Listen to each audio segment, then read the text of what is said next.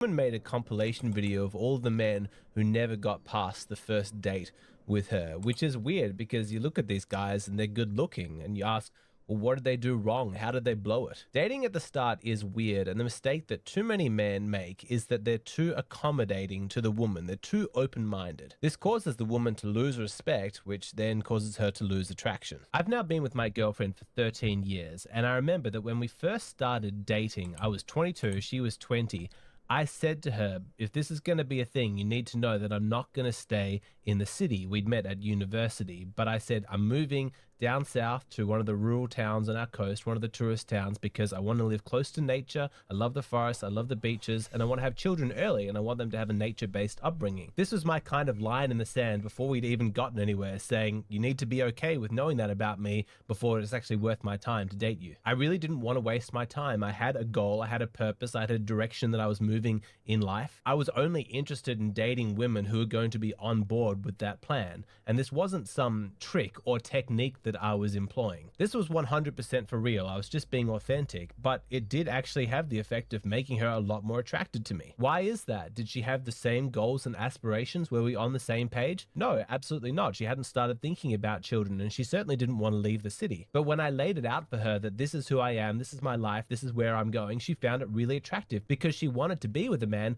who knew what he wanted. Women find it really sexy when they're with a man who's confident in the direction that he's moving. Someone who says, this is me, this is what I'm about, this is where I'm going, and I'm not slowing down for you, so if you want to be with me, you're gonna have to catch up. So many men think that what I did is a bad idea because they think that when you're on a first date with a woman, you have to be open, you have to stay open-minded, you have to listen to what she wants out of life and then compromise and demonstrate that you're compatible with that. It doesn't work like that, and if you think that it does, then you really don't know anything about women. The only reason why you would follow such terrible advice is if you don't understand the power of frame. Frame is everything when it comes to attracting women. You guys that have done my course, I'm sorry, but this guy has been with one girl for 13 years and he's doing some fucking courses how to pick up girls.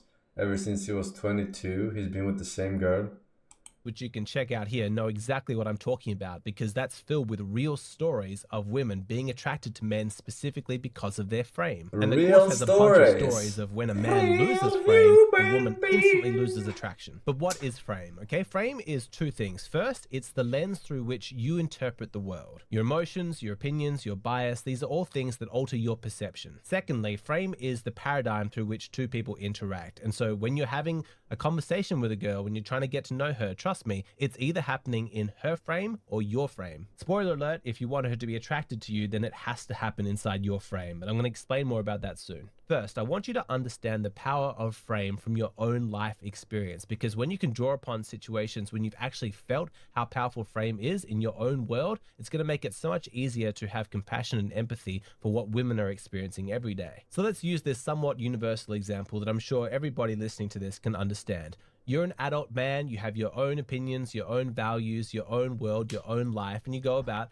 living life the way that you want to do it. But then you go and visit your parents. Now, your parents don't know you as well as an adult as they did you as a child, and so you start to notice that while interacting with them, they don't necessarily respond to you the way that you are now. There's often mixed in with it a lot of responses that seem more appropriate to like you as like a child or a teenager. Some people even have arguments with their parents about this, like, hey, I want you to see me as I am now. I want you to recognize the fact that I've grown. I'm not a little kid anymore. What's happening in that experience is that you're having a conflict and a struggle over frame. You know, whose paradigm are you going to have this conversation with your parents within? Your paradigm where you're self-defining and you're an adult, or their paradigm where you're still a baby child? Or perhaps you'll relate better to another example. Let's say you're dating a girl, she seems fun, she seems confident, she seems independent, and you've been dating for a couple of months, and at some point you go to meet her parents. And so you go into her family home, and then suddenly while interacting with her parents or her brothers and sisters, you notice that she changes completely. Her demeanor, her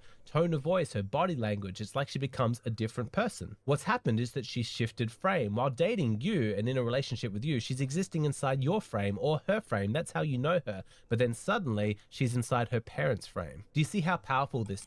Oh, fucking frame rates, man. Shut the fuck up. Yeah, guy in the level, level, level, level, level, level.